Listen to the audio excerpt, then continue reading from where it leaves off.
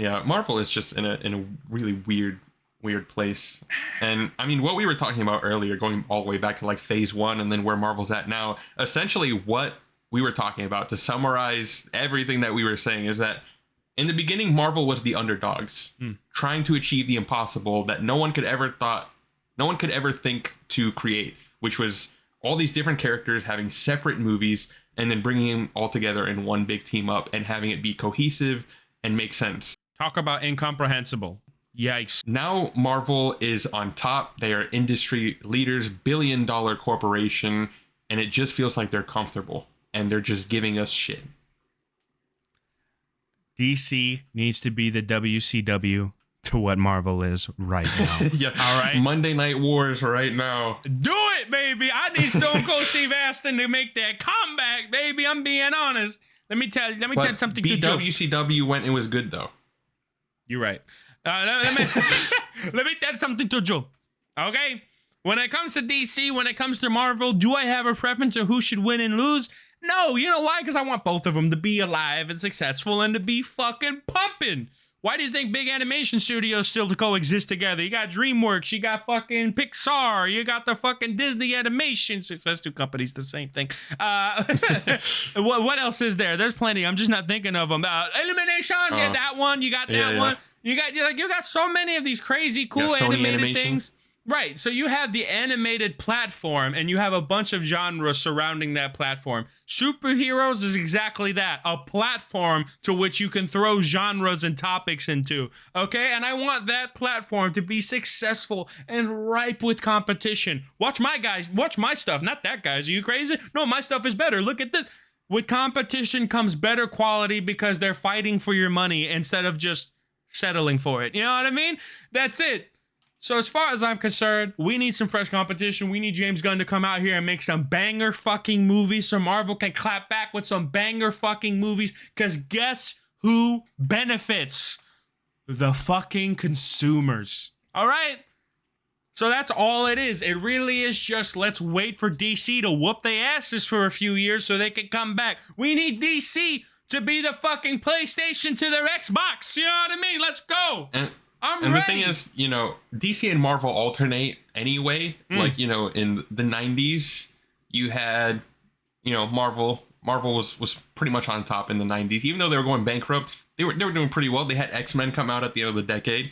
2000s, you had DC come in, Dark Knight trilogy. Forget it. Holy shit. Wow. But, okay, beginning of the decade, Spider-Man trilogy. End of decade, the Nolan trilogy. 2010s start off Dark Knight Rises. Oh my god, DC's on top. And then the rest of the 2010s, MCU. It's just all MCU. Marvel is on top.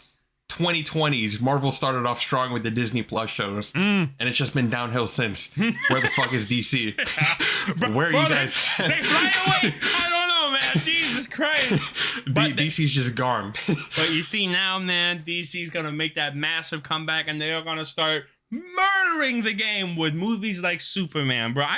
Hopefully. Just watching the trailer. Let me tell you something. I never even watched the trailer, so I looked at it in the background, just muted. I saw Rachel Brosnahan as Lois Lane. That's all I need to know. That's all I need to know. This is gonna be peak cinema. Damn it. All right. So this is full bias, full DC fan. I'm wearing a Batman and Robin shirt right now. Full DC fan bias. I'm gonna say this about the Superman trailer. It's rare for a trailer to make you feel emotion for a movie. Superman does that. Damn straight. It gives you that hopeful, uplifting feeling that you want a superhero movie to give you. The Superman trailer does that in the fucking trailer. It doesn't show off all this cool action. It doesn't have any funny quips. In fact, there's only there's 2 lines of dialogue in the whole trailer. And one of them is a little kid calling out for Superman for help because his home is at war and being destroyed. That's emotional shit right there. That's impactful. And if that's any indication of what the movie is going to be, I think we're good. I think as a DC fan, as a Superman fan, I think we're locked in. I think we're good. I think that trailer defines itself just basically by the first shot. And that Superman walking in through a crowd of protesters and someone throwing a can at his head and him not reacting. Just that little bit of humiliation, that little bit of practicing restraint of someone who was so ultimately powerful. That's enough for me to say this is a different beast. This is how you start. This movie's a different beast. Casting a young Superman, this is a different beast. You know, like just the way it's shot, just from the shots I was seeing, this is a different beast. The fact that we got a couple notable actors in there, that this is a different beast. Like, I can just tell, just from looking at the stills from the trailer, that this is an entirely different beast, and we are being treated to something that is wholly trying to be as genuine as it possibly can. And with someone as talented as James Gunn behind the projects, as the big leader, whatever, I am totally confident in the new DCU. Now,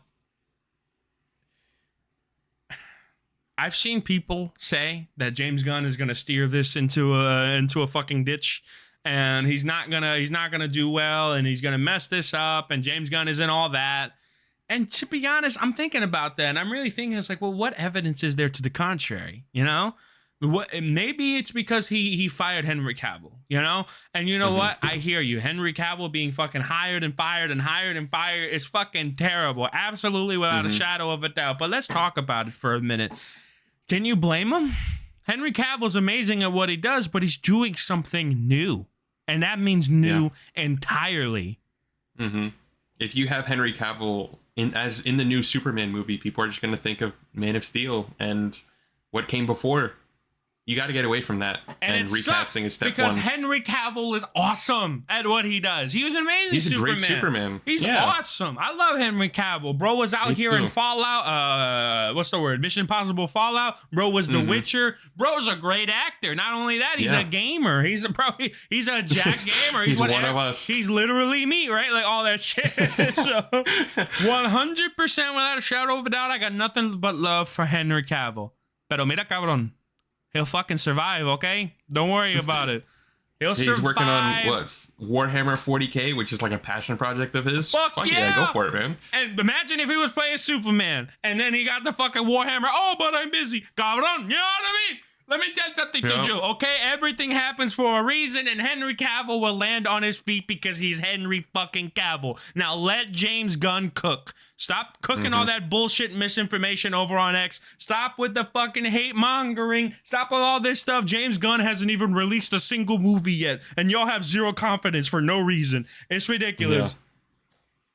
When bro has a goated trilogy and has shown that he knows how to make these fucking movies. He did Peacemaker, he did The Suicide Squad, and he did Guardians 1 through 3. What fucking more do you want? Jesus.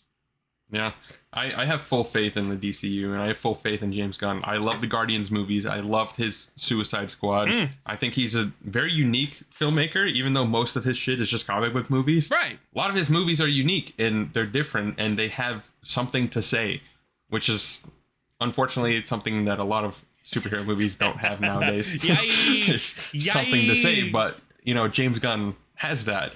And I think, you know, we always got to take leaks and story details with a grain of salt. But if the rumored storyline for Superman is what I think it is, then I think James Gunn not only has a grasp on the DC universe and Superman as a character, I think he has a grasp on comic book adaptations as a whole. Because the rumor right now is that the villain of the movie, or one of the villains in Superman, is Ultraman. And so if you don't know who Ultraman is, he is an alternate universe version of Superman that is evil. Simple as that. Instead of an S, he has a U on his chest. And there's a character in the trailer that is covered in all black, kind of looks like Black Noir from The Boys, and he has a U on his chest. A lot of rumors that it's Ultraman. So the leading rumor right now with Superman is that Ultraman is going to represent the current landscape of superhero movies and comic book adaptations. What do we have right now that's a symbol for Superman? Homelander, Omni-Man, all these anti-Supermen. I love it. And now he's going... Ultraman is the villain of the Superman movie. You're pitting him up against the real Superman, the one from the comic books, the one that inspires people, the one that is full of hope. And... the trailer also has Hot Girl, Green Lantern, Mr. Terrific, The Green Lantern that's in the movie is Guy Gardner. He is known for being a dickhead and a piece of shit. And so you have all these cynical heroes, these jaded superheroes that are no longer there to help people. They just want to stop the bad guys. They are corporate machines.